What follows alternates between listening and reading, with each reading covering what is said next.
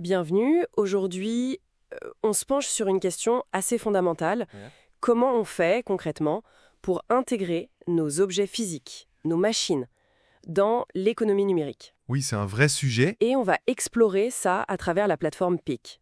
Il parle beaucoup de DePIN, ces fameux réseaux d'infrastructures physiques décentralisés, et aussi de machines RWA. Les jumeaux numériques en quelque sorte. C'est ça. Des jumeaux numériques pour nos actifs bien réels. On sait que le Web 2, bon, il a ses limites, la centralisation, les données en silo, Tout à fait. pensé pour une nouvelle ère justement, Web 3, DeepIN et même IA autonome.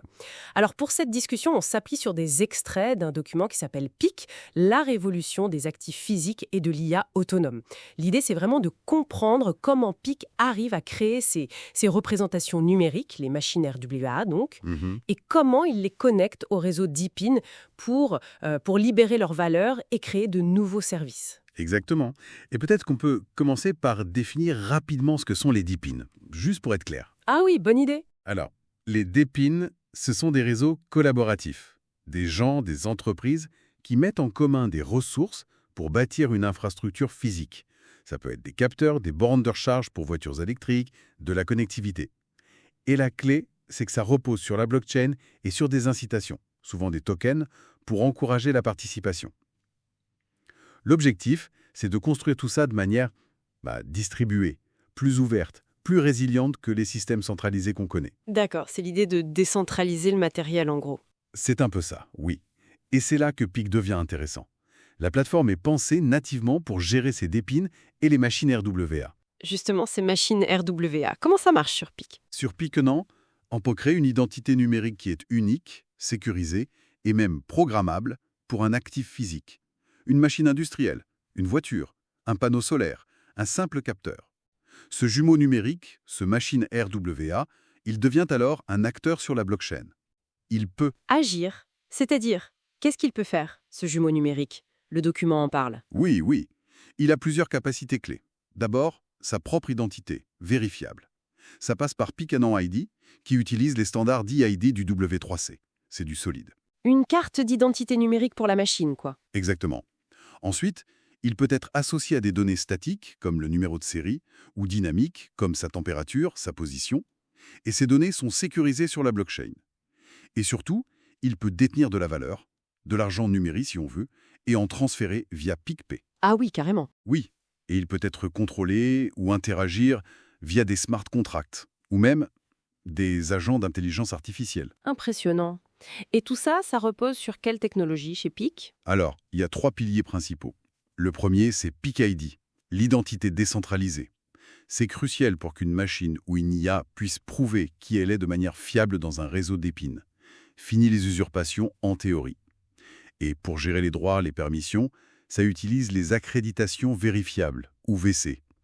C'est comme un passeport numérique sécurisé, qui dit ce que l'actif a le droit de faire. Par exemple, une voiture électrique qui prouve qu'elle a le droit d'utiliser une borne de recharge spécifique. D'accord, l'identité et les permissions. Le deuxième pilier? C'est PicPay, la couche de paiement native.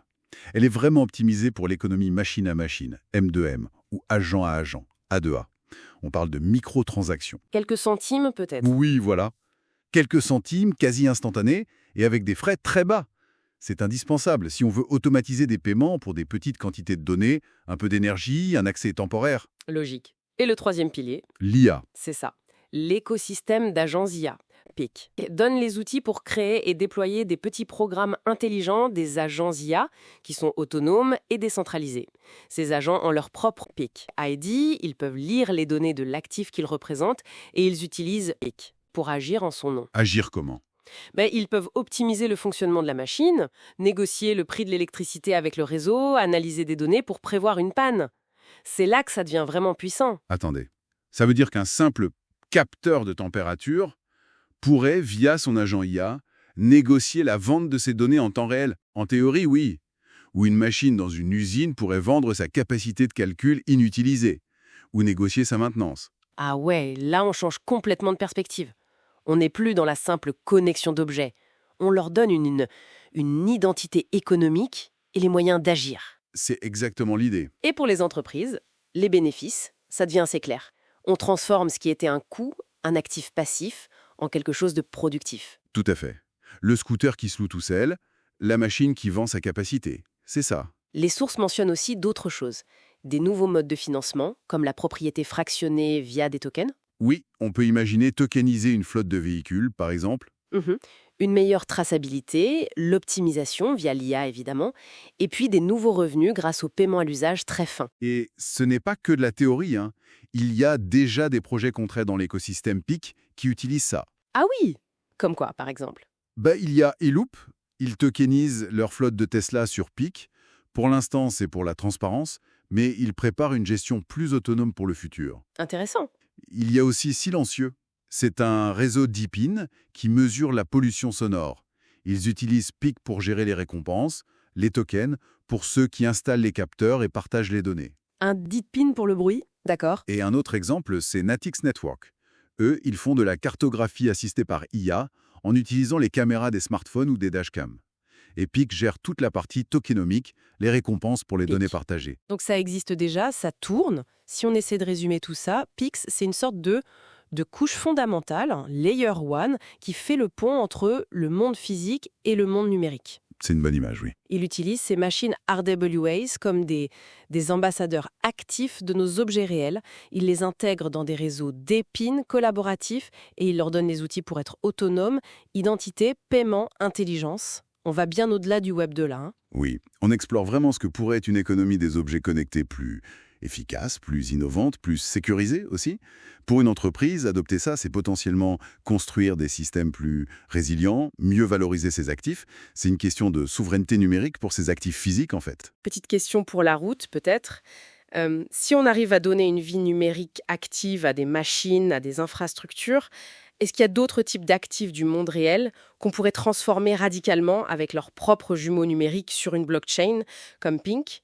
Et qu'est-ce que ça débloquerait comme interaction complètement nouvelle? C'est une excellente question. Le potentiel est immense. Voilà, de quoi réfléchir. Merci d'avoir suivi cette exploration avec